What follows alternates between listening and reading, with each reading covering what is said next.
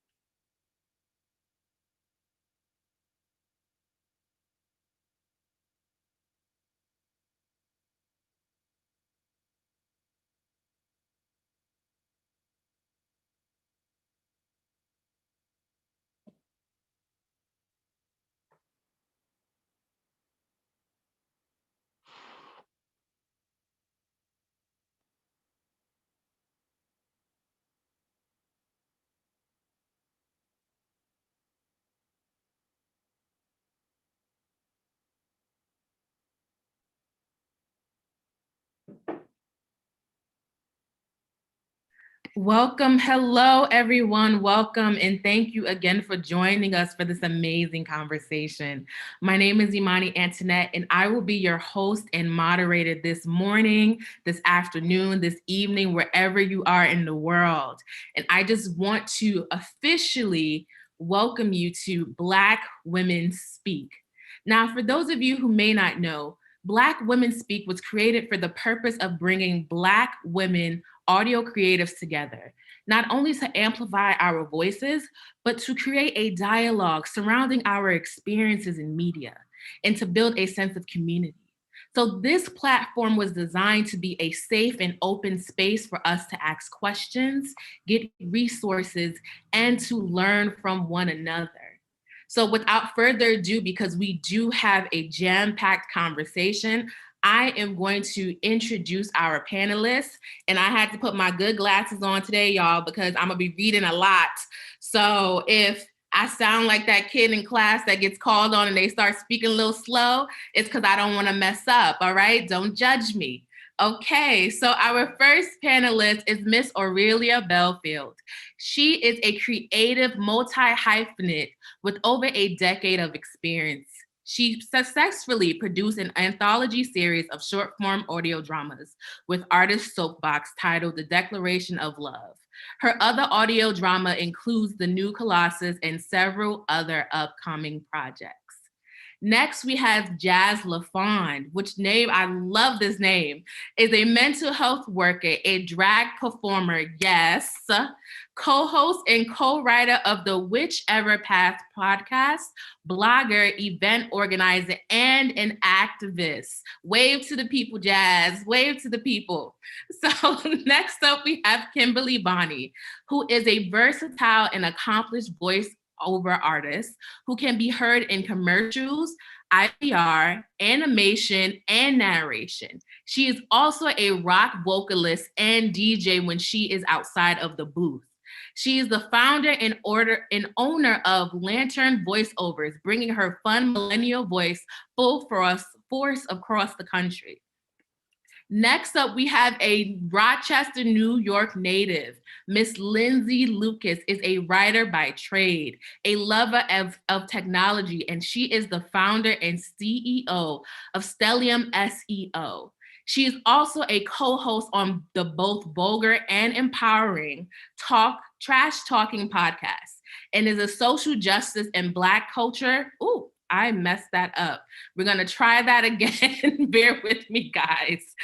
So Lindsay is a co-host of the Vulgar Yet Empowering Trash Talk podcast, and also the social justice culture-centric Boondocks podcast. Forgive me, y'all, I'm a little nervous. Next up, we have Yoni Smith, who is the creator and producer of Harlem Queen, an audio drama. Wave to the people, Yoni. So just to give you a little background, Harlem Queen is Discover's Pod's top 71 podcast of 2020 and 12 shows to get hooked on in audio dramas. Yoni's next production is The Courtship of Mona May, which will launch in February. And I think someone might have their mic on. So can we make sure that everyone's mic is off while we are having this conversation? Thank you. So next up, we have Marion Toro, who is a professional voice actress and is currently the voice of Scarlet Rubio in the Wild Card show. She also works on the visual novel Emergency Monster Team by Taro Comics, and as Nadell Pierce in Terracotta along the puzzle game Panic Gem Odyssey by Kappa Entertainment, and is the leading female player Paris. We have a few more to go. So many amazing women on this panelist so far. Next up, we have KD Val, which is the main writer, producer, editor, and co-host of the musical theater podcast Tone Deaf, a theater's nerd's guide for the musically challenged spouse. They also have a love of education and not only has this podcast, but uses it as a platform for education in theater arts from their perspective as a Black, non-binary actor and lover of theater. Next up, we have Casey Willis, a podcast producer and sound engineer. Her latest work is a 3-part podcast entitled White Angle, which explores the role of identity and empathy in documentary filmmaking. Next up, we have Liz Floro, wave to the people, Liz, who is an Afro-Latina and a spoken word artist and author of fiction and poetry, and the podcast host of Creatively Exposed. Natasha is our last panelist, who is an Oscar qualifying, let me get this right, National Endowment for the Arts winning, narrative drama podcast writing, new HBO show search researching, radio podcast producing, and New York Times bestseller. She is also a Black Jew from outside of Chicago living in Los Angeles. So thank you all for getting that through with me while I was hitting some bumps on the road. I appreciate you so much. So now we are going to jump right into the discussion, okay? Like I said, be prepared to hear some gems that are going to be dropped today. Now, my first question to all of you, anyone can jump in to take a stab at it. How did you break into the industry and why did you stay?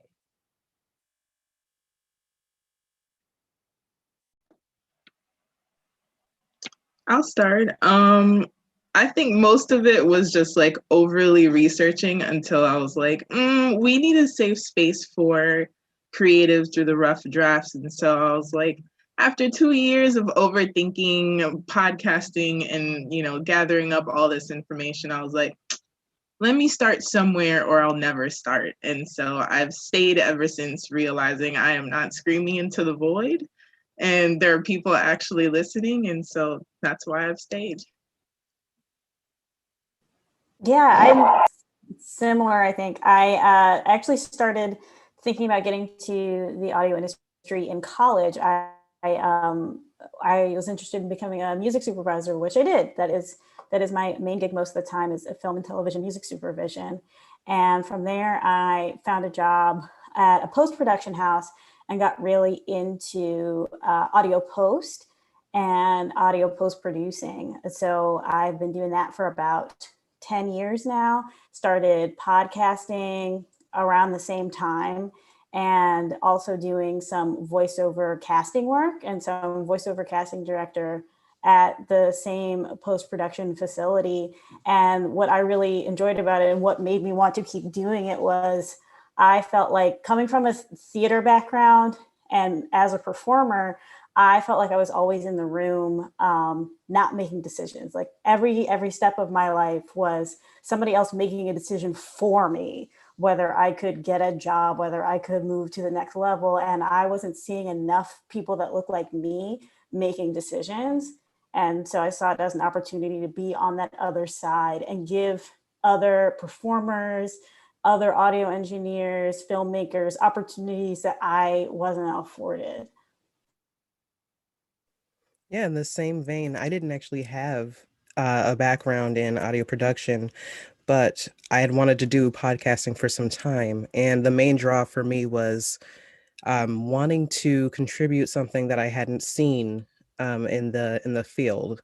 For me, that turned out to be audio drama and fiction. And I up until until the point that I had started creating whichever path, I hadn't seen many Black voices spinning these stories, particularly creepy, weird stories. And I really wanted to see some of that representation. And so the reason I stayed was because of the joy of it, and because it's so validating and so much fun to tell a story from the perspective of somebody who isn't the European Robert Frost type. I have a similar background to Aurelia in that I'm coming from the theatrical world. And I guess the difference is I was at the time fine with being told what to do. I kind of liked being in the booth off to the side, and no one ever even knew that I was there if I was mixing a show or doing design.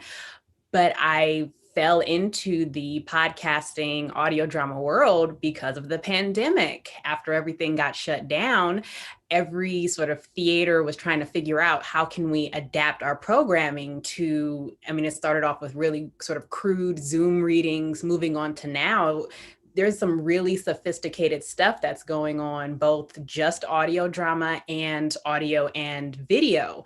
And so now I'm feeling more empowered than ever to say, oh, I didn't have to just stay in that dark corner. I can actually apply this skill set to a field that I didn't know about. So just being able to be around, you all and meeting people and just, finding the connections in this industry has just been a really empowering time for me. So that's why I'm staying.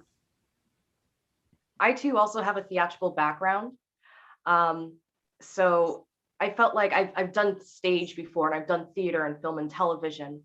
And I felt like I couldn't take as much artistic liberties as I would, especially if there aren't that many types of roles or casting for Black actresses at the time. You're always stuck into a mold or a stereotype, and that was showcased, and that was easy. But I feel like with voice acting, I have never felt the freedom of having so many artistic liberties and being able to actually go and create such nuanced characters and actually read all these new writings that everybody's absolutely able to create. I just love the medium now. Audio, I believe, is absolutely the future. And now Black women have this freedom to really go outside the walls with it. And just jumping on what you're saying, Kimberly, same thing. Also a theater background. I have a BA in theater and English writing. So what honestly got me into it was 2008. You graduate college and there are no jobs. And I wanted to keep acting. And I was having a really hard time trying to get roles because my voice didn't fit my body and my body didn't fit my voice. And I was like, you know what? I'm done with this. So I was always kind of being told about voice acting, and I reluctantly ended up getting into it. But then I realized, oh, there's so many more things I can do here. Initially, it was really difficult because you know, they see my picture and they're like, "Oh, but you're auditioning for a character that looks nothing like you." I'm like, "Yeah, that's okay, right?" And anyhow, you know, just continuing on with that through my journey, and it has been, my goodness, about 7 years now, and being where I'm consistently getting work, and they're looking at me for my talent. They're looking at me at what I can, the direction they give me if I'm doing something. They're like, you know what? Could you do it like this? And boom, get it right there on the take. And just seeing as things are readily opening up, and during this time of the pandemic, I don't have to be in that location. I can be here in my home, in my booth, and do the work from there. And so it just makes it even more accessible than it was before. So even when we do go back to, I guess, whatever you would call normalcy, it's good to know that audio isn't going anywhere. Also had a theater background, was acting from ages 8 to 23, doing straight plays, musicals, all of that. I had a couple of lucky moments where they didn't look at me and go, "Oh, well, you can't be this lead character. You have to be," mostly it was like ensemble and stuff. And so I kind of got a little bit jaded toward theater for a little bit, especially in college. So when I was in college, I moved to film. And that's where I started learning sound design. And I'm going, oh, this is kind of fun. And I meet my husband, who at the time boyfriend, and we're wanting to do something creative together, but neither of us wants to be on video. So when we get married, we're listening to podcasts and we're going, we could do that. So we start figuring out what we're going to do a podcast on. And I went, you know, you don't know anything about theater. I know a lot about theater. Let me do what I should have been doing and start introducing you to musicals. And it started out family friendly, except in February it's not, but in February it's very family friendly because I've got to, you know, introduce more people to Black contributions of theater because I didn't learn a lot of it until college. And I was so mad that I didn't learn it. So now I'm like, okay, all ages, y'all are going to learn about August Wilson. You're going to learn about Lorraine Hansberry. You're going to learn about Joseph Bologna, all of that, like that. So it's sort of a nice blend of my talents in theater and in audio production, as well as my passion in education. So, yeah. So, Natasha, I have a question for you.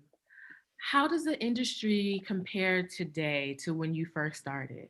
What are some key differences that you see? Yeah, a lot more women, which is great. So when I first started out, I started in radio, actual radio, back in Boston. I worked on the biggest radio station there. And I guess my background would be in pivoting. So, you know, like women have to be, especially, you know, we're here because we're discussing Black women. So we have to pivot. Because they're not going to let us in. So when I first started, I hadn't had a Black female boss until I moved to Los Angeles. And that was, and in radio, and that was about 6 or 7 years ago. And I've been working in the industry, gosh, I'm going to date myself here, for over 20 years for sure. And so, yeah, I've worked at, you know, satellite radio. I worked at Sirius. I worked at terrestrial radio at WBCN in Boston. And when I came here, then I finally had a Black boss who was getting into, a Black female boss who was getting into podcasting. And that's the biggest change that I think I've seen, is that there weren't any women. I was the only woman at the radio station. And when I was there in Boston, and this was in the 90s, and she, the one woman who was there was a receptionist who they decided to give like a late night show to. And it was just brutal, you know, the way they sexualized her. And I just, you know, I felt really bad for her. Her name was the Black Dahlia, you know, named for the murder in Hollywood and stuff. And she was really great. She had great choice of music, but It was just very sexualized. So the biggest changes that I would think I'd seen are more women, women of color, but it's still not enough. And that's why things like this are super important. Mm-hmm. Same question for you, Lindsay. What are some differences that you see in the industry from when you started? To be honest, I'm like the new kid on the block in this group. So I just really started podcasting first in 2017, but then we hushed and deleted everything and then came back to doing it again last year in 2020. So when we started, it wasn't too long ago, but the pandemic, I think, has changed a lot of things in the industry just based on even the responses everyone here has given. And I think now that more of us, I mean, from the audio industry to corporate to whatever, people are starting to step out as independent workers, independent speakers and contractors, et cetera, and really becoming empowered to control sort of our means of production.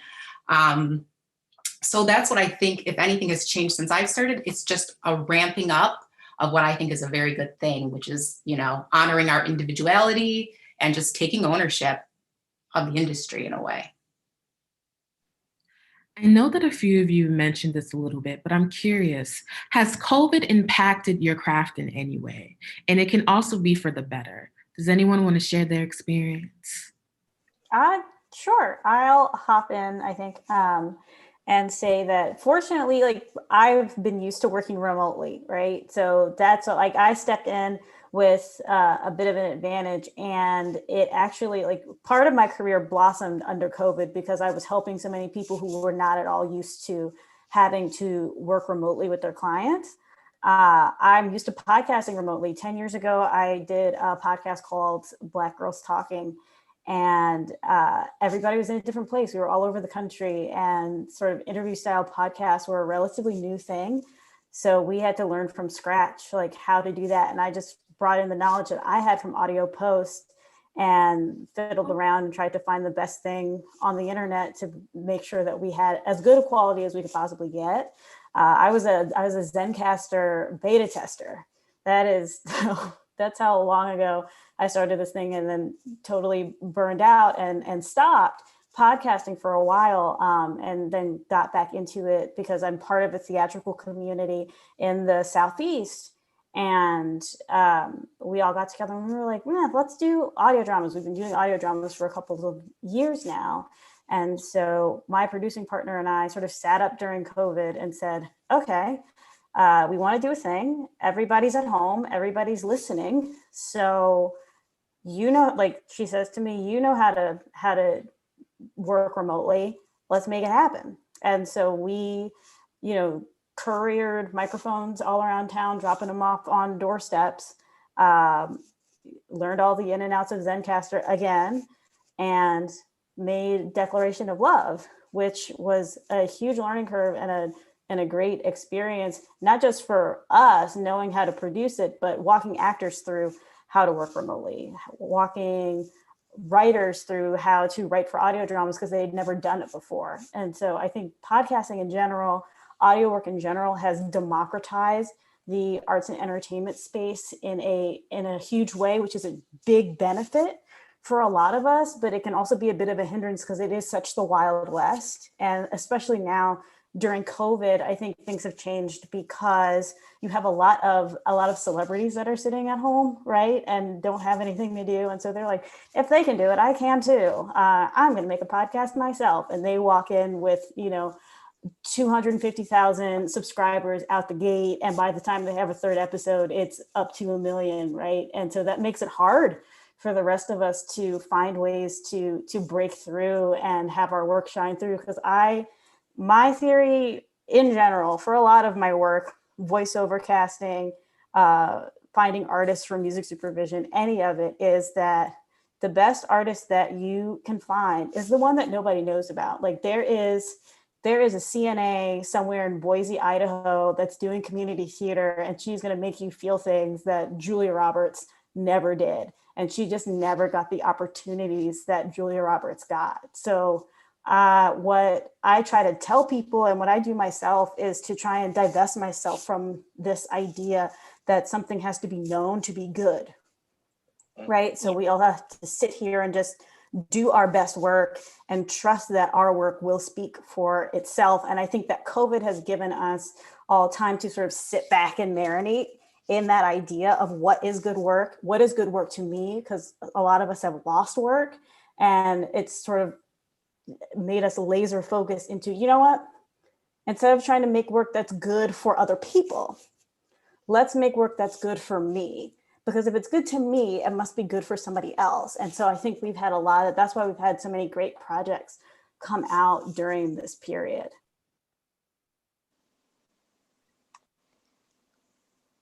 Anyone else? I'll just chime in and say, this is Yoni. I created a Harlem Queen, and The Courtship of Mona May is coming out next month. Experience J, shout out. This is wonderful. Thank you so much for having me here. I'm like fangirling. I'm a fan of like whichever path. I'm like, oh my gosh. We're all on the same screen. It's very exciting. So my 2 cents is, yes, we started Harlem Queen in 2019. We recorded in the studio. Everything obviously was not remote.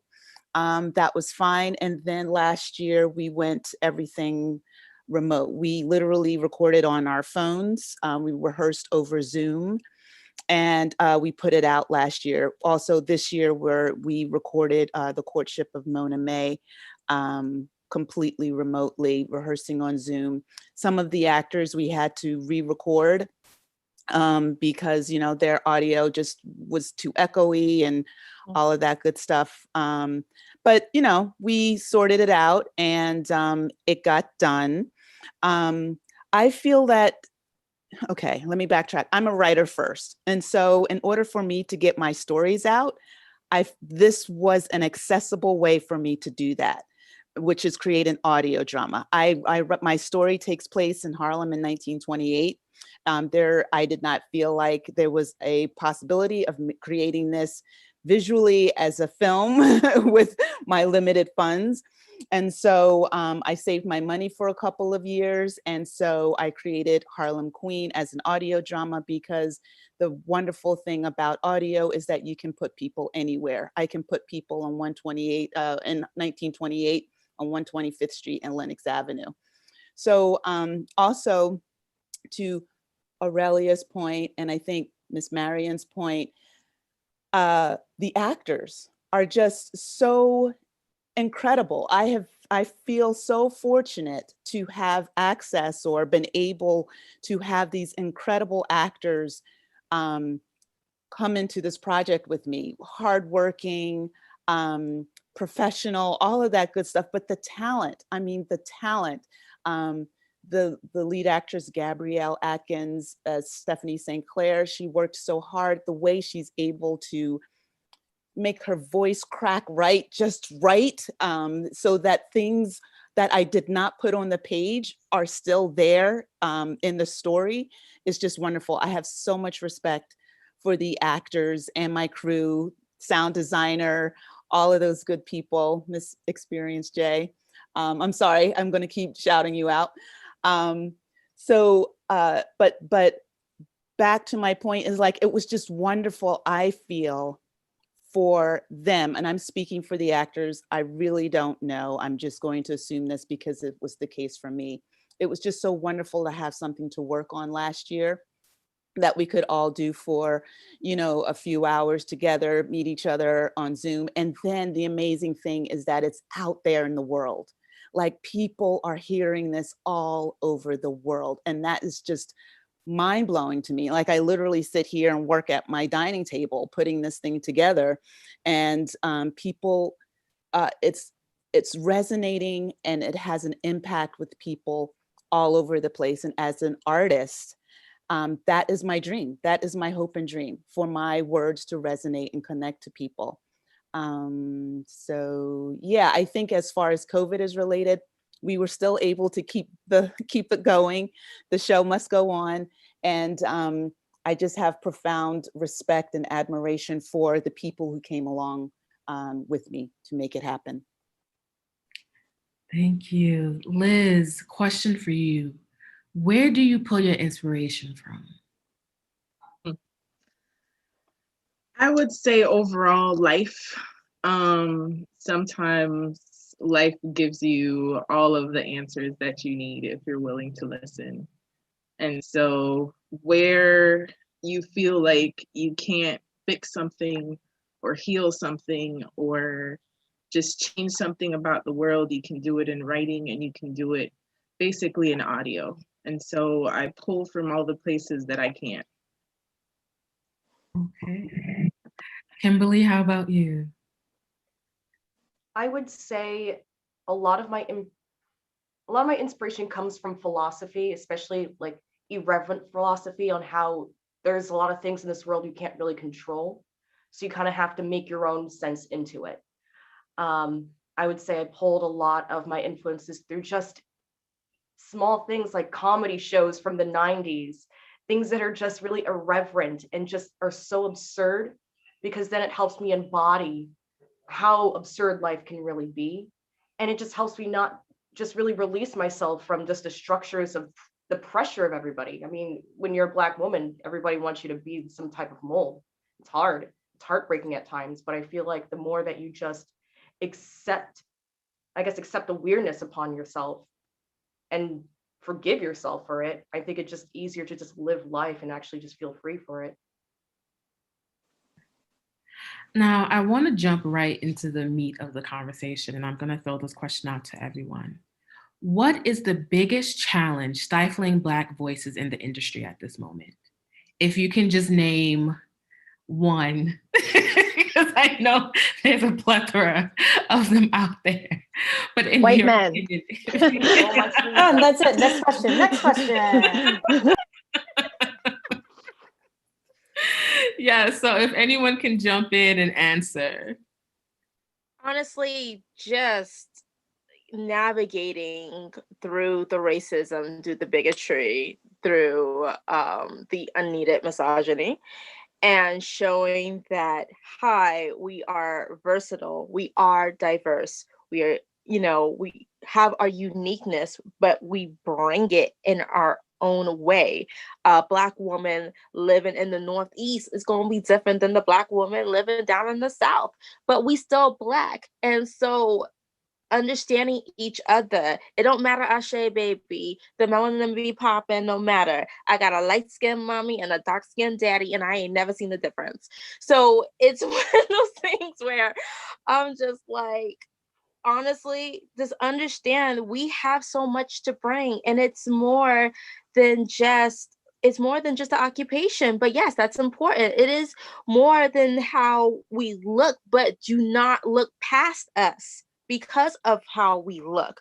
Our hair is different. It's the whole, they try to do, oh, your team natural, your team whatever, creamy crack, whatever you want to call it. But at the end of the day, it's like, honey, I'm doing what makes me happy, what brings me joy. And I'm going to bring that part of myself, that creativity, to your project. If you allow me, don't close the door on me because I don't come in the package in which you want it. And I do it just as good as you do it. You do it just as good as the other. And we all need to have our props, and they need to understand that we not what they call it, coming against each other. We're not Barry Gordy each other. We're not doing that.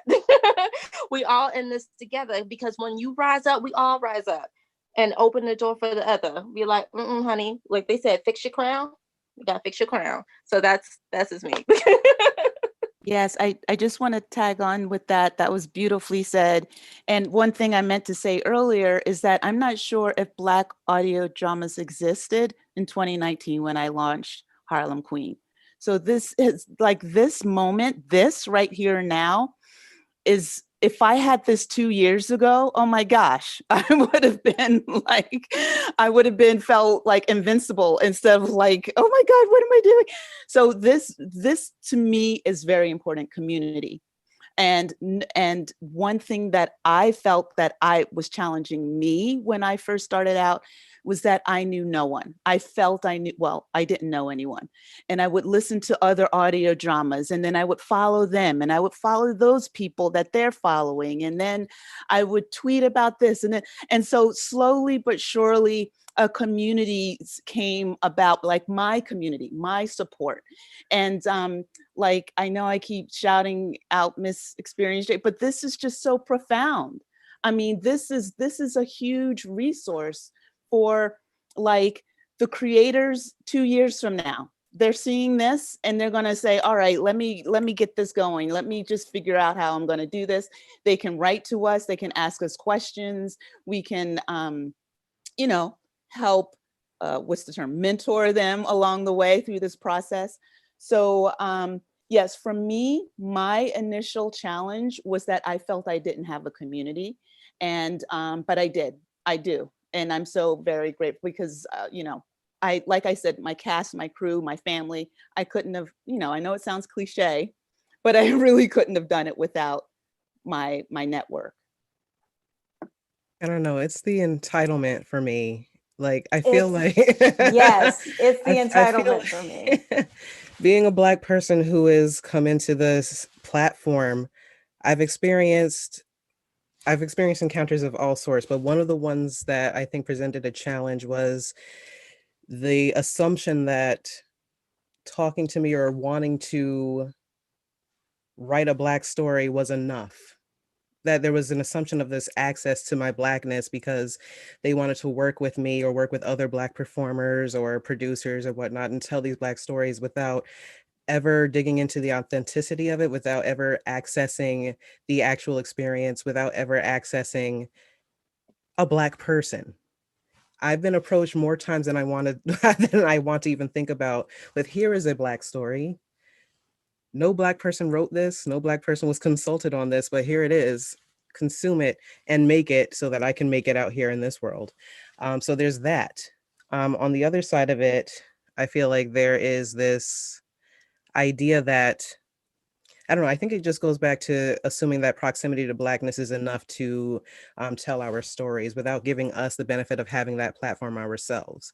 I feel like if we want to showcase stories of Black people and people of color and marginalized communities, then we need to pass the mic. And I think it's getting better, but we're not where we need to be. So I'm hoping that events like this and groupings like this help offset that, because it's about time for that representation, as I said before, and that authenticity, if that makes sense. I've had a lot of coffee. I'm going to keep it cute and I'm going to keep it succinct. And I'm going to say that it is a straight lack of creativity that is holding everybody back. And it's not our creativity, right? Like what Marion was saying earlier, she wasn't getting booked because they felt like her voice didn't match her body, which is not true, right? This is the body, this is the voice and the body that it came in. It showed up like this, right? It's not about matching. We are all how we have showed up in this world. And it is on their own lack of creativity to imagine women in these spaces, to imagine Black people in these spaces, to imagine the universality of the Black diaspora. Like, we all know what families are. We all know what love is. We all know what these stories are. And it is a lack of creativity in forming the full humanity of Black folks and people of color, and telling Black stories, telling stories of non-Black people in general. My goal in my work is to tell stories of all sorts of people of color for the sake of solidarity, because I think once we all get together, it's going to make it much more difficult to continue on this like white supremacy. Also, telling these stories to not center whiteness. If I am telling a story about a Black character and a South Asian character, then that's what it's going to be. Like, if we're telling interracial stories, they don't need to center white folks. Proximity to Blackness, proximity to whiteness does not equal success. And we have to be confident in that within ourselves and our own communities and lift each other up in that way, which is not to say that we're not doing that, because we absolutely are. But they don't think that, right? They don't think that we, the capital key, they don't think that, because it's an utter lack of creativity. When you have to walk through a world that is made for you, you never have to get creative. You never have to think of stories in a different way. You never have to problem solve. All you ever have to do is exist. And especially talking about characters and casting, I know as a casting director, unless somebody specifies a race for a character on a breakdown that I'm sent, I don't send anybody headshots. They don't get them because they don't need them, because that's not what's important about that piece. especially if it's something like IVR or, commercial narration. What do you need to know for? You don't.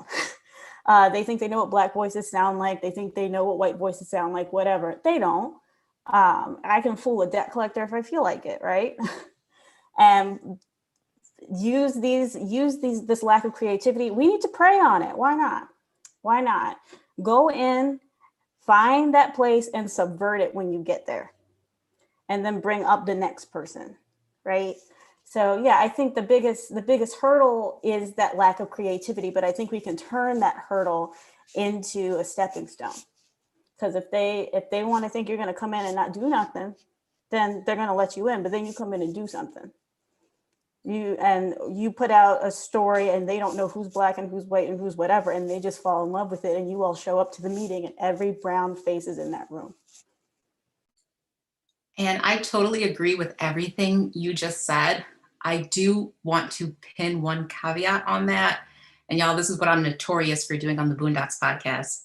Everything you said, agree 1,000,000%. The one thing I disagree with is that it's the lack of creativity. I think it's very intentional control. Like, I want to see those pictures so I can intentionally say, not Lindsay, not Marion. Nope. We're going to get Sarah to read this part. Because for the same reasons you said, right? They feel like we walk through this world that is for us, and we're going to keep this world for us by any means necessary. And you little Black girls and boys, you need to know your place and you need to stay in it. And so I'm going to do my part to support the cause in my industry to keep you quiet and keep you in your place. I want to add on to that because I think you're absolutely right. My addition to that is the idea that they're uncreative, because a lot of them are. A lot of them don't know. You can show up to an audition with glasses and you don't take them off because you didn't put in contacts that day, and then they don't cast you, like contacts don't exist, right? They can't just. But to your point, which is completely true, what I like to do in those situations is you don't send it to them, because then they have to ask, and then you can ask them why. And so at some point they have to dig down deep enough and admit what they are doing, or get tangled up in their own BS, right? So don't ever give them the opportunity to just coast by on their, on their bias, on their racism. Ask them that question. And there's professional ways to do it. You have power sitting in whatever position you're in. You have the right to ask why. And if they have a problem with you just asking why, that is a them problem. That is not a you problem.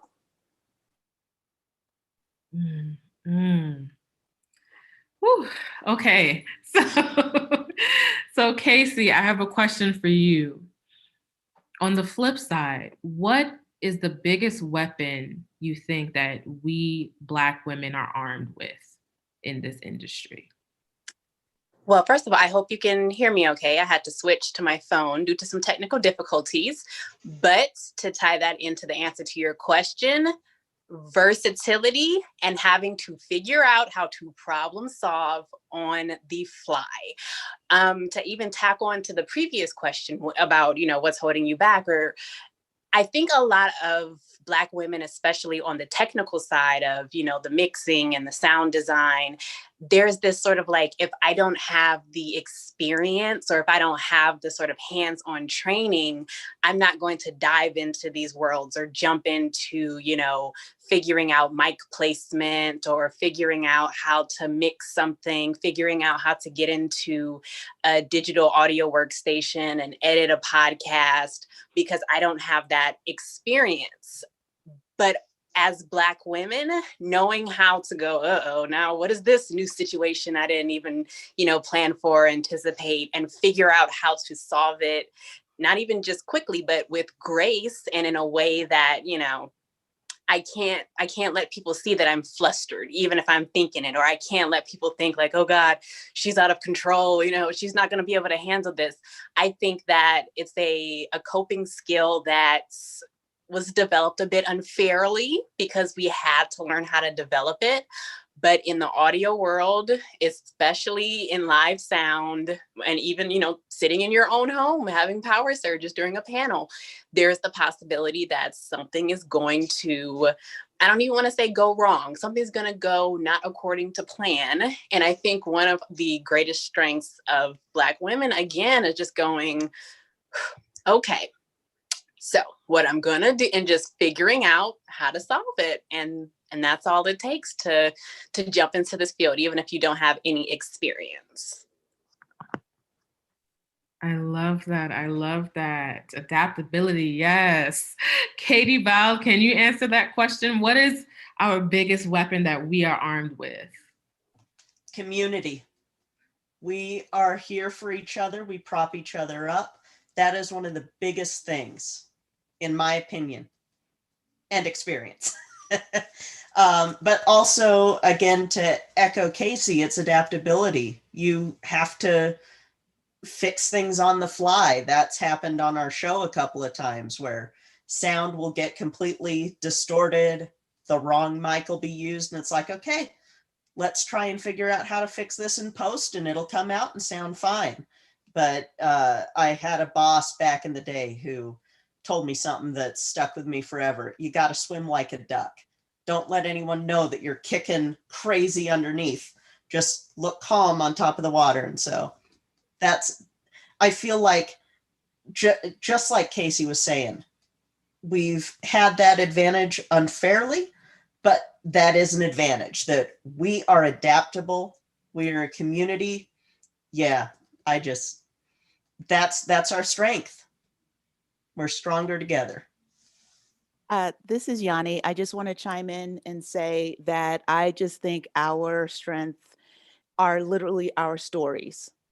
Like Harlem Queen is based on a Black woman who existed in the 1920s and 30s, who was a quote unquote policy queen, a quote unquote mobster. I don't like to use that term, but when I say it, everyone understands what I'm talking about. So that to me is powerful, is incredible to know that. I like to call it the hidden figures effect. Like, I did not know these women and hidden figures existed until the movie came. If someone told me that Black women put men on the moon, I would have thought it was science fiction. So now I'm digging back and finding our stories, and they are incredible. They are just mind-blowing. Stephanie Sinclair was an actual woman. This other show that I'm creating, a cowgirl actually existed. And a pioneer in the midst during the Reconstruction era, when a time when Black women had a higher literacy rate than white women, So though that to me is incredible, like uncovering, it's like a treasure chest of finding all of these incredible stories that, I think someone earlier said they were, KD was in college when you learned about these incredible stories and you were kind of frustrated that you had to find out. So I was angry when I first found out about Madame Stephanie. I know Al Capone, I know Lucky Luciano, I know Dutch Show. I'd never heard of Stephanie Sinclair. Anyway, so I think that's our power, our stories, our existence, our how we resonate, how it connects with people, but also literally the sounds of our voices. The sounds of our voices. Like myself personally, I don't like the sound of my voice, but that's okay. That's another discussion for another day.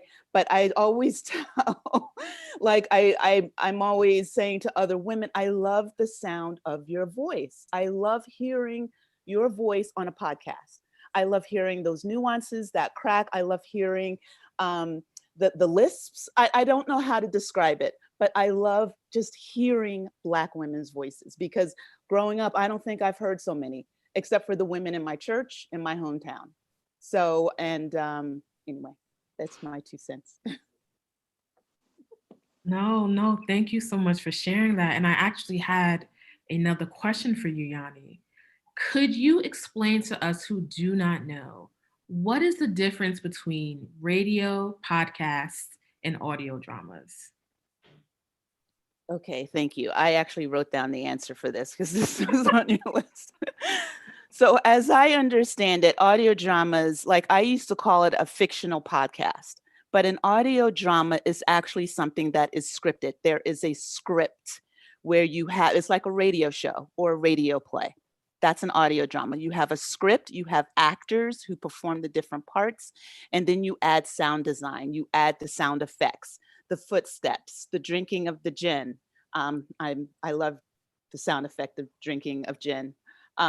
The horses galloping, the music. That is an audio drama. It's a narrative, and it's usually fiction. Now, radio, I think I'm going to have someone else talk about, like Natasha or someone else who's been in radio. Yes, Natasha, please jump in.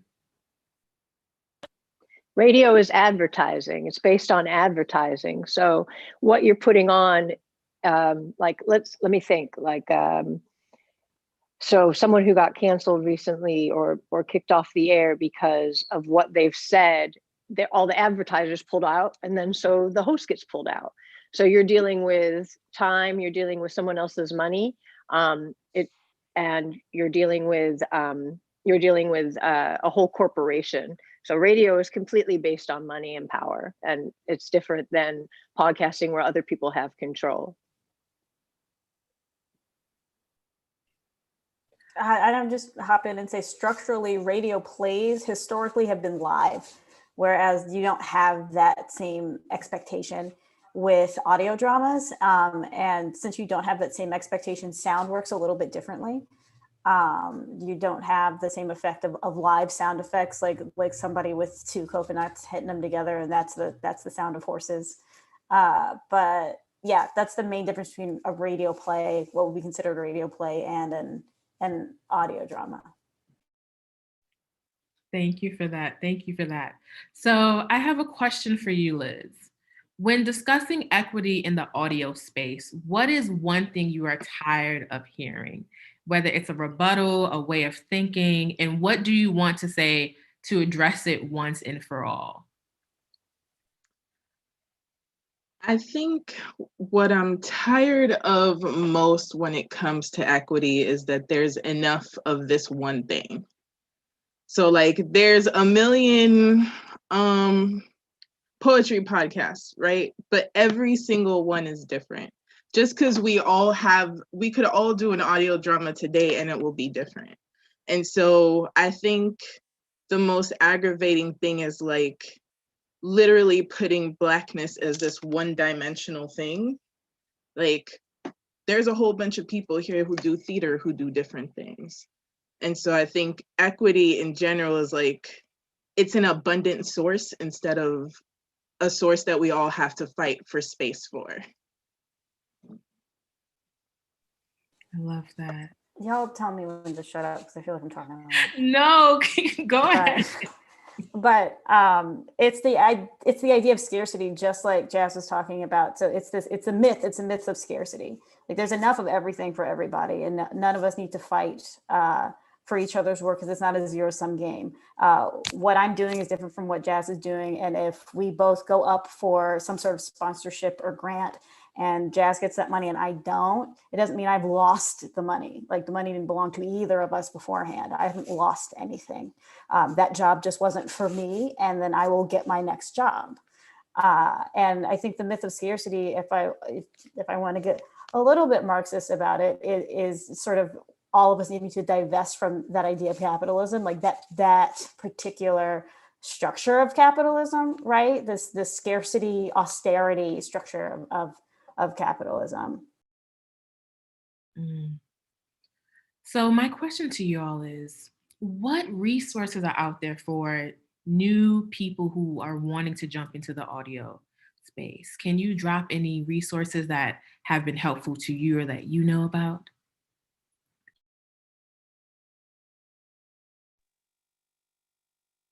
So as a creative, I realized that I had no idea what I was doing when it came to business or marketing. I am not left brain. I have no idea how to start a business. I don't know anything about quantitative analysis for financials. I didn't know anything about that, especially for voiceover. So what I did is I actually got this book. It's called Voiceover Legal. It's by Robert Scampalia. It's a long name, but just look up Robert S. Voiceover Legal. It breaks down every single aspect of the business side of voiceover if you are really into it to actually just analyze and learn step by step. That was very helpful to me with that. Because you can have the creative part all day, but until you learn the business side and really break it down to molecular level that you can learn, it's going to be hard for you to really get things going. So I suggest that read more, just get the business aspect down. I was totally agree, Kimberly. Oh, oops, sorry.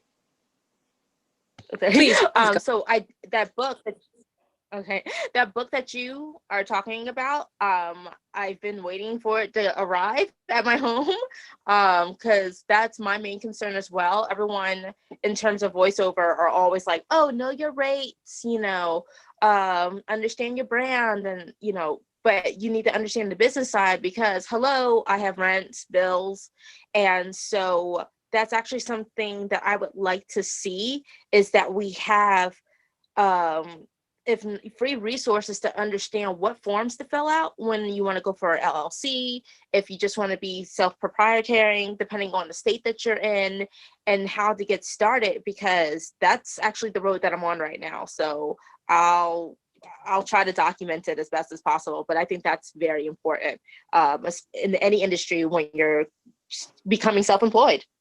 So Casey? Go, Casey, go. Oh, yes, I was just gonna say,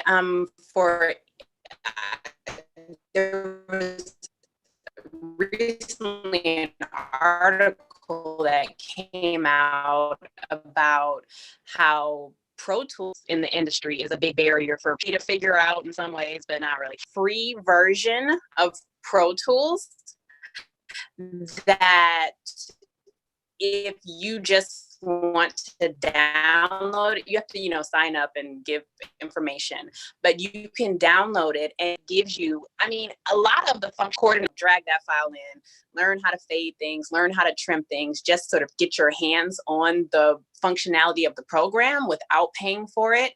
And technically it is a Pro Tools product. So if you come up against a job application or something where it says, do you have Pro Tools proficiency or Pro Tools experience? Then you kind of do. So Pro Tools first is great. Seconding Pro Tools first, absolutely. Also the Pro Tools expert website for all sorts of news and tips and tricks about how to use Pro Tools if you ever get caught up with something. There's also a lot of other free things that exist. In my experience, they're actually a little bit more difficult to use than Pro Tools. So Pro Tools first would be the first place that I would tell somebody to go, actually before Audacity, or before even what's a little bit cheaper but similar, Adobe Audition. I like the Pro Tools interface a little bit more, and I find it a little bit easier to work with, especially if you're going to look for a job in this space down the road. I would say becoming proficient in Pro Tools is probably something that would be worth your time. Pro Tools is usually industry standard, Danielle. And I would also reference transom.org, which is an NPR-based website about how to do audio from home, essentially, which is what a lot of field journalists do. And they have really great resources on things like gear and different methods that are super helpful, especially if you're first getting into it. And especially if you're going to be working with actors out of their own homes, they have a lot of great information on how to where to record in your house. If you don't have a great walk-in closet to go into, how are you going to make a little isolation box and all the treatments, and what is the best microphone under $100, all of that kind of good stuff. It'll walk you through Zencaster and a lot of other similar programs. Transom.org is the first link that I always tell people to go to that want to get into audio dramas or recording in general. Hi, this is Yoni. I just want to say, as far as writers, I think it's very important for a writer to have, if you're creating audio dramas, to have a writer's group. So it's invaluable. Because not only was my writers group really great with giving me notes and feedback, but half of them was my cast and my crew. Not half, but several. But also, I just want to mention the Women of Color Unite has this great writers group that I actually just joined. It's virtual, it's all online. We meet Sunday evening. So if it doesn't have to be that one, but a writers group is invaluable. I feel that, I go on Clubhouse a lot and I hear people, you know how when you were little and you didn't know how to jump double dutch, but you would stand on the side and go like this for like 2 minutes, Well, that was me. Probably everyone else knew how to jump double dutch. When we were little, you say? Yeah. Right. Yeah, exactly. So I feel like a lot of people want to get into writing audio dramas, but they're like literally like waiting for the right time for that to jump in. And I feel like a writers group, like we were all saying, our community is invaluable. Write that script, show it to someone, show it to like a writers group. That's very important. And just like how we were saying, people we are resourceful. Write your script with 2 or 3 people. Like I made a mistake and wrote a script that required 12 people. The Courtship of Mona May has 4 people because I learned better. It's as far as creating an audio drama, I think and I don't want to seem flippant about like, oh, just get your phone and make an audio drama. It's more to it than that. But it's incredibly accessible. And I would strongly encourage any writers who want to get their work out of there and learn how to become a better writer by creating an audio drama. Thank you. So I know that someone mentioned it before, how now everyone is home and everyone is creating a podcast. What advice would you give someone who is hesitant to start that audio drama or to start that podcast because they feel that the market is so saturated? I literally am the person that's like, have you visited the bread aisle? Because no matter what, you have your own sauce. So start somewhere and keep doing it. And the people that will find are the people that are part of what you're trying to create. Nothing will ever really be the same. So just start as imperfectly as it will get better eventually as you grow. Anyone else? How about you, Jazz? Yeah, absolutely. I agree with Liz. And I love the bread aisle analogy. I think that one of the biggest blocks that people experience before jumping into audio drama is all of the what ifs. What if I'm not ready? What if people don't want to hear this? What if my equipment shorts out? But you've got to remember that's the adaptability, that you are bringing your own special, unique blend of seasonings to the bread aisle. And that there's something to be said about the commitment to do something, even if it is a little bit scary, and you come out on the other side and you can look back and be like, I did that. It was scary and I was unsure, but I managed it. And I took that leap, and even that in and of itself is an accomplishment. So, I mean, it's all here waiting for you. Just jump in. Don't wait anymore. Yes. So I'm going to ask one last question and then open it up to the audience. But do you think that there's anything that we're missing, anything that hasn't been spoken about yet that needs to be said?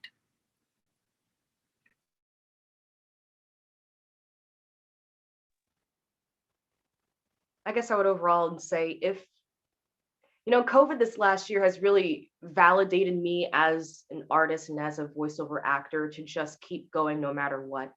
Because when even the world shuts down, you still have yourself. And hearing everybody today and how much they kept going and kept writing and kept creating this beautiful content, I would just at least want to push in myself and tell everybody, just create, just do it. We're in such a wonderful time right now where I felt a long time ago that I wasn't able to create something because, I was just like a weird Black girl and I couldn't do anything, nobody wants to hear my story. But now I feel like I feel this validation from everybody who's also had the same issues and problems, that these stories need to be told. And there's so much, heartache to be expressed. There's so much differences that can be just, I don't know, just pushed out if we just wrote it down or just sang a song or just created some type of content out there. Someone will listen. Yeah, and I think just to add on to that is this, Black stories are stories. All of our, like, the Black experience in general is not monolithic, and whatever story you have, it deserves to be in this space. Don't feel like because you're not writing about a particular topic or a particular archetype of character that you don't deserve to be in the space or to call your podcast or audio drama Black.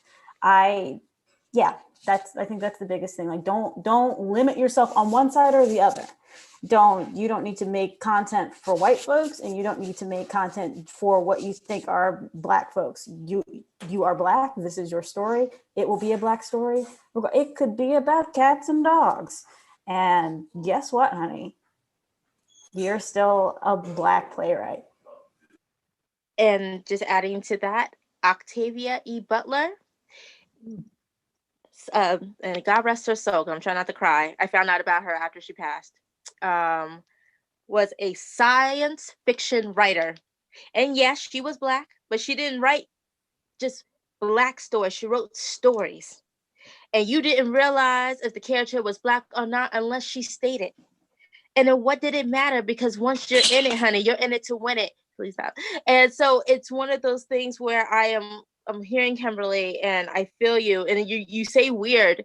And I have been called weird all my life. I still get called weird. I'm that weird Black girl. Why did I dye my hair blue instead of red? Because that's what Black girls do. We dye our hair red. We don't do blue. Or why would you talk about this? Or watching anime and listening to music that isn't R&B and soul. And again, as I had stated even way before, you were bringing ourselves to this. And honestly, I just feel like as long as we remember who we are and the spaces that we occupy, and if we start to look and we don't see ourselves there and we don't hear ourselves there, we need to be there. We just got to walk up in there, like they said, bring that folded chair and sit right down and be like, hi.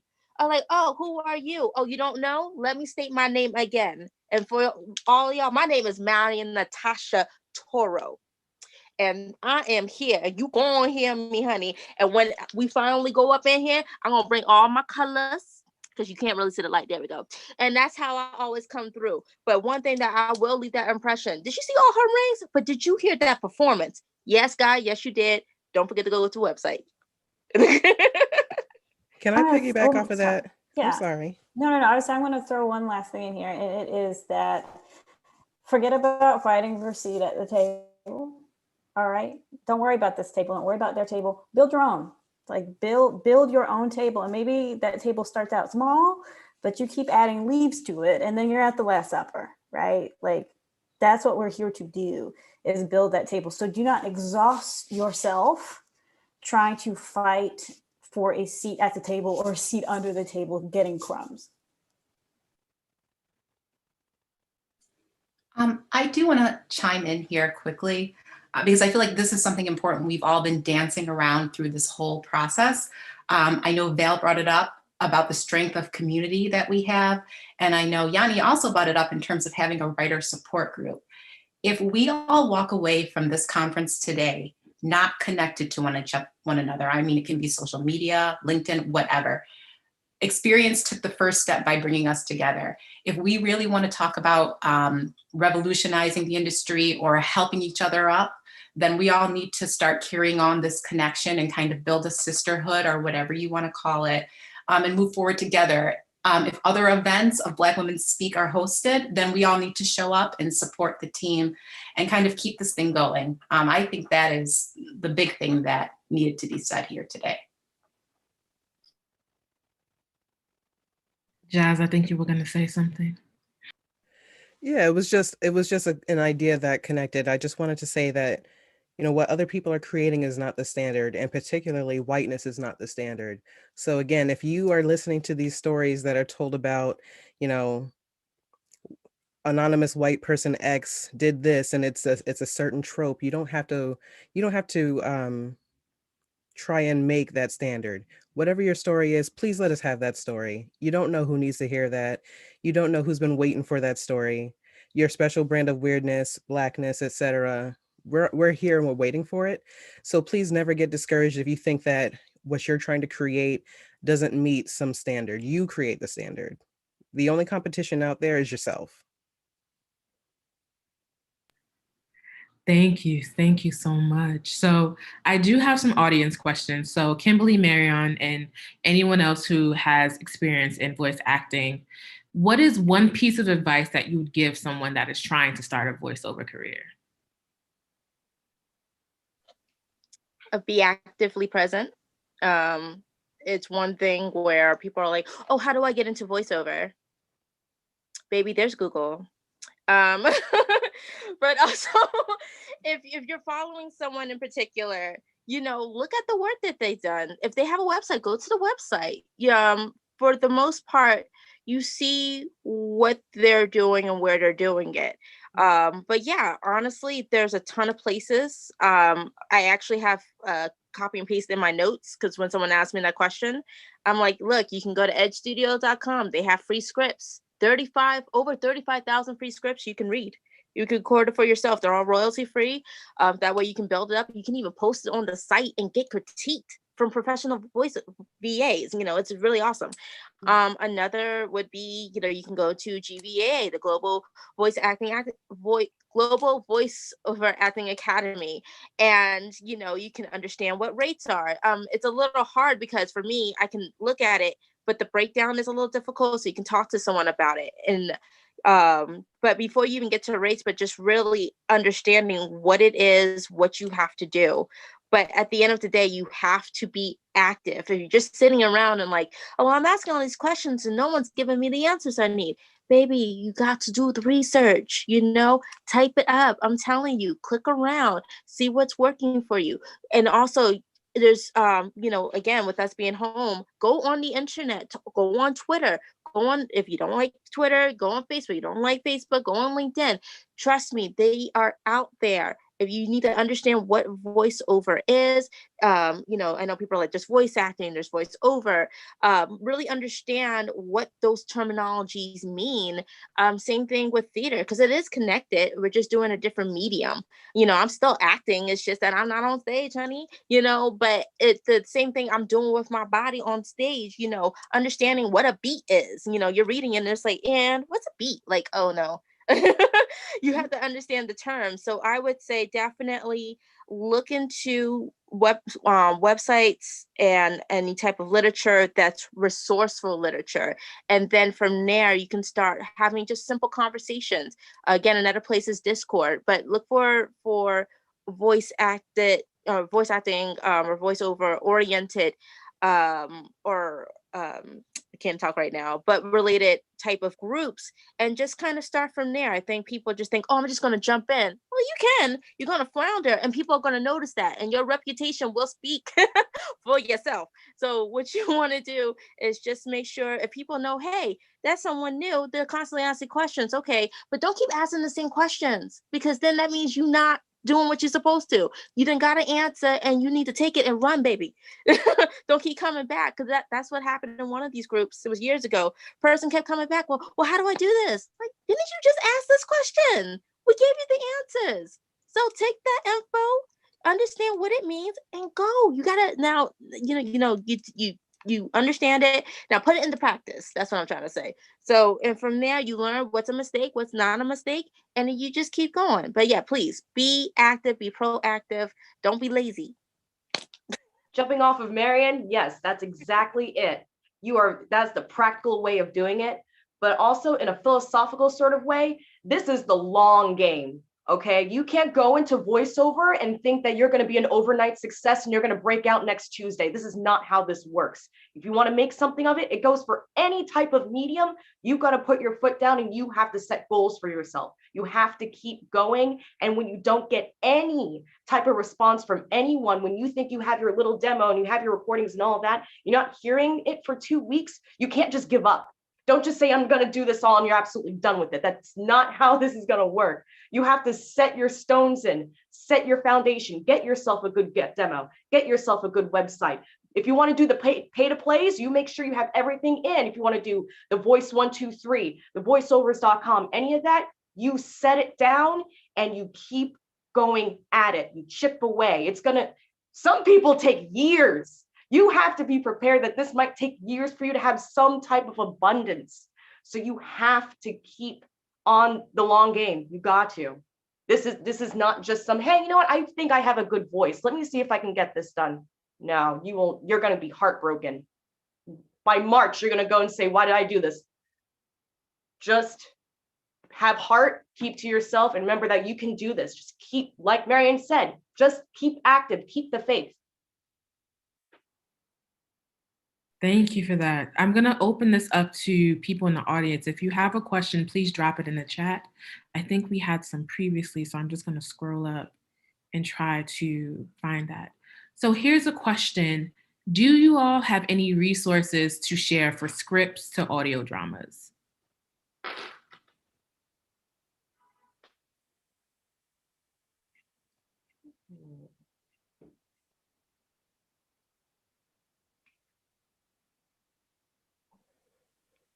I'm not sure I understand the trying to think question. of the name of the place and I can't think of it, but why don't you, oh God, this is not a good answer. So I'm sorry, let me think about it. So I think the context to this is I want to have my students produce some, but we don't have time to write the scripts. Hire a writer and I'm available. Email me.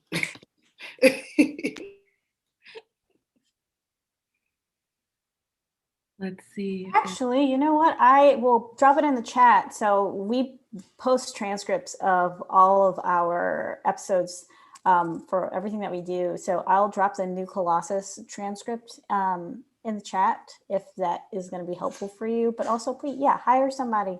They will set a rate and maybe send a pre-produced, like something that's already been produced and already out there. They will send you a script. I will do this for you right now if you're like on a super tight deadline. Okay, another question is, does anyone have any software recommendation for script writing? Writer Duet. It is my favorite. I used to use Celtics back in the day when I had a Macintosh, but now I use Writer Duet. It's online. There are free versions of it that work just as well.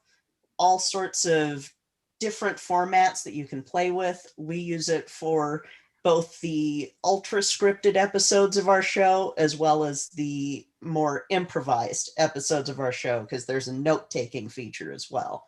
It's awesome. Okay. I think I popped this in the chat, but there's 3 recommendations that I normally give. One of them is Writer Duet because it's great. If you're like super bare bones, no dollars, nothing to spend, and you don't want to download anything, and like I don't know, you have a Chromebook and you want to work from your browser, Yumi Script is great. It feeds into the cloud, so it's going to feed into your Google Drive or your Dropbox, so the thing will always be there. I always make sure I download an actual backup to my Google Drive, but that's what I used a long time ago when I was first starting out. Yumi Script, it is exactly like it sounds, and it's great. Writer Duet is great, and if you somehow have access to a little cash, Final Draft is the standard and is very lovely. Thank you. Let's see, does anyone else have any questions? If you have any questions, please feel free to drop them in the chat during this time.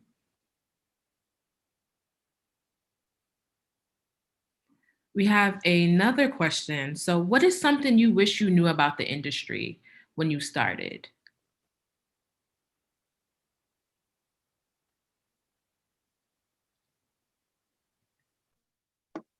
I think for me, editing.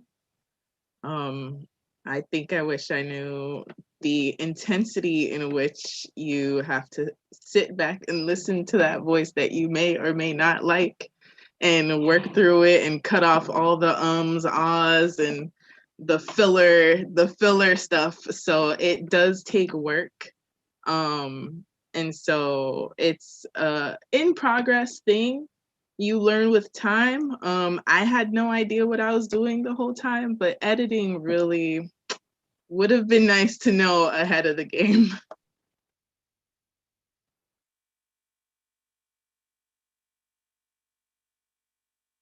Anyone else?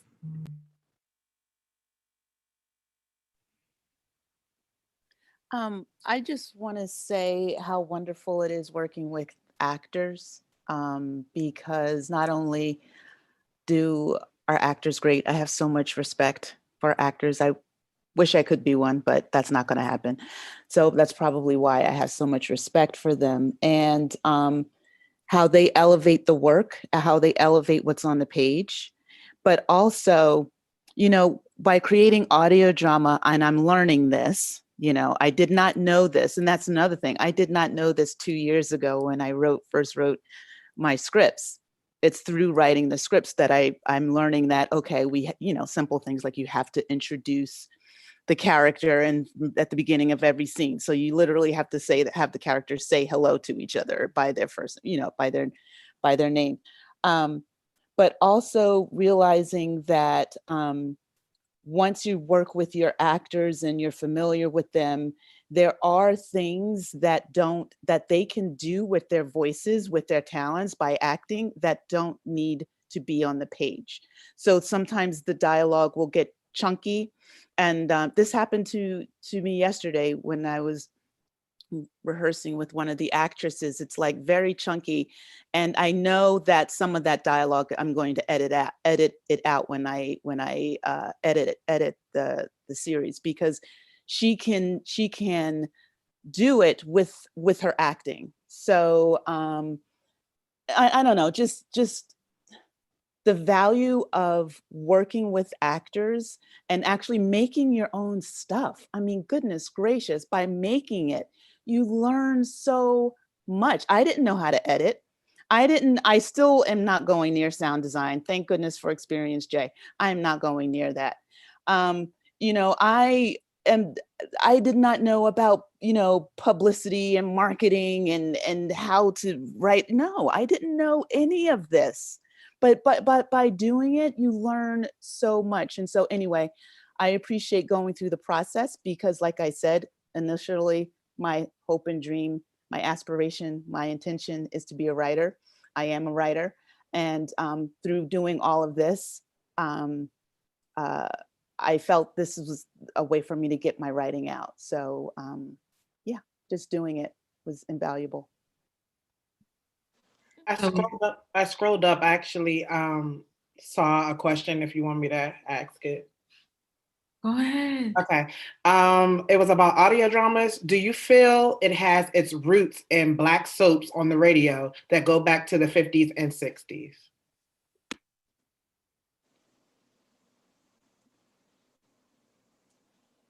I'm not familiar with specific Black soaps from the 50s and 60s, but I do believe it does. The roots are certainly in radio, especially the whole cliffhanger thing.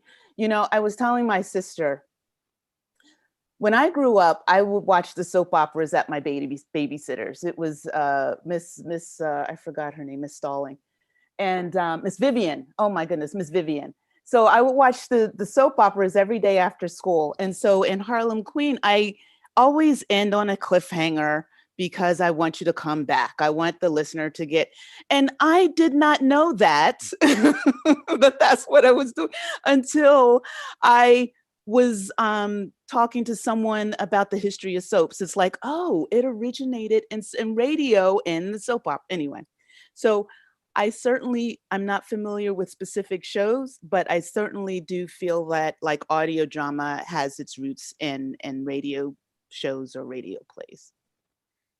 I And think it just could. Oh, I'm sorry. No, I just wanted to add that I can't go all the way back there, but I can say in the 90s, I'm gonna do it real fast. It's your world. You remember it? Okay, that's it. I love that one. It's my favorite. I wish it was on. I was a little girl and I was following that stuff and I should not have been, but I was like, ooh. But thank you, Tom Show in the Morning Show. That's all I want to say. I was just going to say that I think that it could be argued that audio drama has its roots in soaps, but soaps also have their roots in storytelling around particularly like femme and like Black femme storytelling. And we have a very particular way of telling stories that is unique to us, but it's also super recognizable among us. Like I swear, if I sat down, if we were all sat down in my yard, and I sat down and all I said was, "Girl," everybody would know that something was going to ensue. So we have a style that is very much unique to us. And I think that people have picked up on its effectiveness and on the way that it really just, it sits with you for so long and it becomes so inherent in like our identity, because that's something I picked up from my mom and, you know, that they picked up from their mom, et cetera, back and back. And so I think it's a really beautiful thing that we pick up, sort of like it's almost ancestral that we pick up. But I think that it has a lot to do with this particular style. So we have just 2 more questions. One question is, what are the methods you use to mass distribute your podcasts or audio docs? Meaning the services that might put them on multiple platforms for you. We use Podbean, Podbean. They will distribute it to Spotify, Apple, all of them, but it does cost money. We actually invested not a ton of money, but we did invest money into the level of distribution and storage on Podbean, because some of the different podcast aggregates will, I don't think aggregate is the right word, but they will sometimes have a limit on storage, and we didn't want to be limited. So we were like, okay, this is what we're okay investing in for the long term. But there are free options. There's Anchor that's really popular. I'm trying to remember the other free options out there, but yeah, there are options. There are different places, and if you're really tech savvy, which I'm not, you could create your own RSS feed, which is what Podbean creates to send out, but that's also another option, and that's full control of your podcast. But yeah, there's options out there. And I will say, like, for podcasting, because marketing's my thing, y'all, the best way to expand your audience is to hop on someone else's podcast who has a similar audience to you. Just reach out and ask, you know, hey, can I interview you on my pod? Can I appear on yours? Best way to get it done. Yeah, I was going to say just what Katie was talking about. So there are free options out there. There's a ton of options. There's a million options, and every podcast, it seems like, uses a different one, and whatever one they're using is the one that's the best one. But it runs the gamut, and prices run the gamut. If you're looking at free options, be cognizant of what it is that makes them free, right? So when you're talking about the internet, nothing's really free. Like if something is free, then you're the product. That's how they put it, like your data or something being sold. With some of the free options, they're going to drop in their own advertising at places in your podcast that you don't dictate, and you also don't dictate the advertisers. And they can monetize off of you with money that you're not getting without your consent, and they can do all sorts of fun things without your consent. And I'm not saying that to be scary, right? Like if that is not something that you mind, then go for it. But you need to weigh your options and see what's going to work best for you. Actually read those terms and conditions. So when you blow up down the road, it turns out that your entire back catalog is not actually yours. Thank you for that piece of advice. So we have another question. For audio drama scripts, does one page typically equal 1 minute?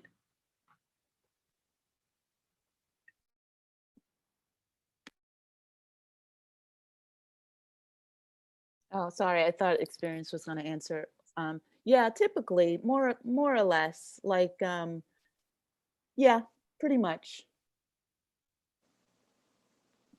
Yeah, I was gonna say that basically yes, but it also, your sound design counts. So if you add music or certain sound effects, it might be a little more, give or take, but it just depends. But generally, yes. Okay. And our last question is, what habits do you practice to keep consistency with producing your work? I have a type A husband. The only reason that I'm on schedule is because my husband will literally be like, hey, you know, we were supposed to have this set up for such and such a deadline at such and such a time. And I'm like, word? Like, I will spin out. I'm just having a good time creating. He's the one who's like, hey, guess what? We have a schedule. So that helps a lot. Other than that, it's for me, it's pretty intense scheduling in my notebook and in my phone and coordinating that. I don't know if anybody else would be more helpful, but I'm very lucky to have a type A husband. I remind myself. I had a lot of moments where I almost couldn't go into voice acting because of surgeries. So yay, trauma fuel. But also I remind myself how far I've come, and where when I thought I was supposed to be in a place at a certain time. Like, honestly, every day job I've ever had, everyone asked me, well, what are you doing here? Like, you're an actress. What are you doing here? When I'm in, voice acting, I don't ever get that question. And so these are little reminders that to keep myself going, but to discipline myself, yes, scheduling. Every time I get a lead in on something, in terms of an audition or where I could submit my demos to and get a new client, pen and paper, at my phone, my iPad, I will find anything to write on. I constantly have my a link to my website and my demo reels on my phone, on my iPad. No matter where I go, it's just like, hey, auditions are coming up and we need demo reels and stuff like this. And I'm like, do, do, do, do, do. Boom. I have it in my notes. It's already just copy and paste and keep it moving. So I'm throughout my entire day, I'm constantly marketing myself. I'm, applying, I'm responding back to clients. So it's to show that I'm being, I'm always saying being active, but yeah, when it's better to be seen and heard, and that's what's going on. So I just make sure I try to do it for every platform. It's a lot of work, but again, it's the discipline, and it takes a lot of effort to seem effortless. So, but because at the end of the day, people are like, wow, you're in that? What, you're doing that too? What, you're in something else? Like, yes, honey. It's like, when do you sleep? Don't worry about it. Like, it's done. So yeah. But yeah, definitely, it's, you got to stay on top of it, because obviously no one to rest, but it's like, look, you're up and things are going, so it doesn't matter, because time don't stop, sweetie. You got a client somewhere overseas, they up and moving, they only got about 2 hours to go, and be like, it's 2:00 in the morning. Okay, so you up, right? Do what you got to do.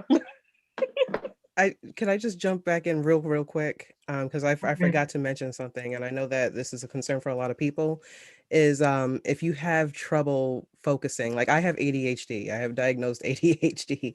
And so sometimes writing things down is not enough. Sometimes it's hard to stay on task because of that. My brain just won't let me hook onto certain reminders. So I recognize that that's a difficulty, and I can only say what's helped me is, again, writing it and keeping it in as many places as possible. So I have a bullet notebook that things go into that I keep on me. I also have my notes app. I also put like actually loud reminders in my phone. And I have a whiteboard in my kitchen. So no matter where I am in my house, there's something that will remind me that something needs to get done. So whatever method works for you, that is valid. That's the therapist in me coming out. That's valid. But I recognize the struggle. You'll get it done. Be gentle with yourself. But yes, as many reminders as possible. I also can't stress enough accountability partners, someone that you trust, maybe a couple more people that you can go and check in with you, and everybody can check in on what they have done to move themselves forward each week, even sooner than that. I have a group who I love more than anything. We're a little Facebook group. We're called Loco Alter, and it's just an accountability group. It's me and 6, 7 other people. We meet up every Thursday like clockwork, and we say, this is what we did to go and make our goals happen. This is what we're going to plan for next week, because it's hard when you hold it in for yourself.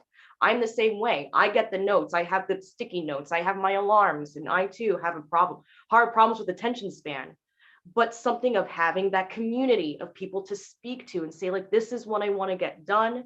Can you please just be on me? Just let me know that I'm on my way and just keep me on track. That's very important, just to keep it out and keep it open outside of yourself. You can only do so much. You can only keep it together.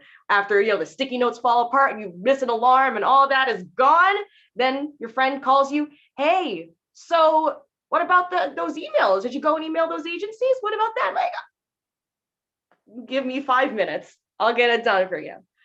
But so important. I just want to add, making sure you're consistent with keeping time for yourself and setting time aside for yourself, but also on the be gentle with yourself track. Don't feel like the time that you set aside for yourself means you have to be writing. Finding that that creative time for you can mean that's when you do your research. Like that's when you have a film in mind that was inspirational for you and you need to watch it. Like that's the time for that. Or you can, read a book that is going to be helpful for you, but don't feel like, oh, it's 6 o'clock. I gotta write something down and I've had a terrible day. This is the last thing on earth I want to do. There are other parts of the creative process that still need to get done. So don't feel like all of these are extraneous things and writing is the only real tangible thing that matters right now. Like if that's not what's happening for you that day, that's okay. But you need to set aside time to do something about your project, whether it's watching a movie or making a playlist or listening to some songs, whatever it is, that's the time. That is your self-care time. Think of it as your self-care time and not as a job. I would lastly say also part of what reminds me to keep creating the podcast and all of these things is like, remember your why of why you want to take up this space. And remember that someone's actually listening or waiting for this story to come out. And so it's like, not only is it your accountability group, but it's like internal and external accountability to the right to put your stories and your existence out there. Sometimes I'm rambling in my episodes and it hits somebody, and it's like, this is meaningful to me because it means I'm able to express myself and someone receive that.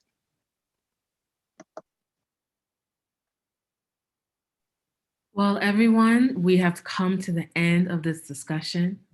Thank you all for staying an extra 40 minutes. Thank you all for sharing your gems, panelists. I truly appreciate it.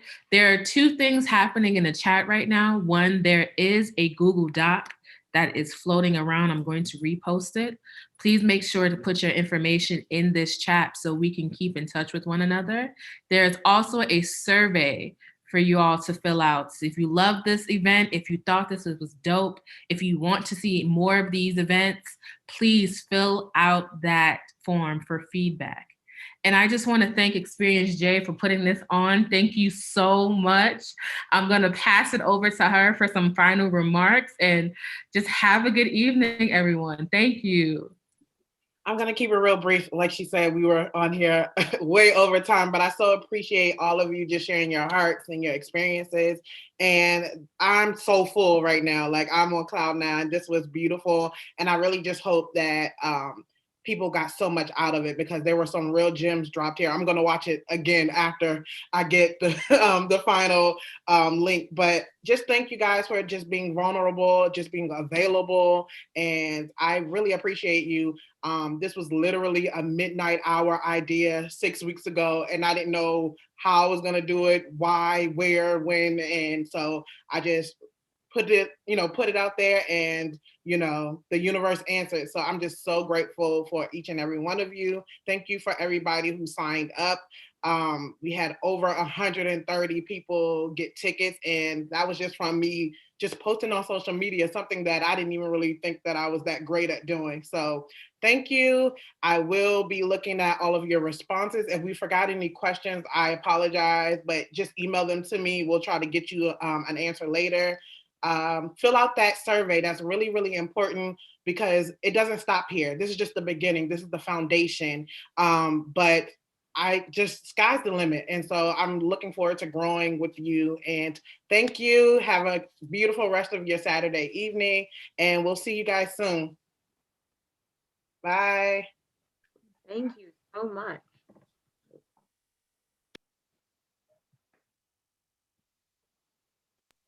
Oh, don't forget to save the chat if you want to, because there's some great resources. We do have some extra resources going out, but save the chat if you're able to. Wait, how do you save the chat?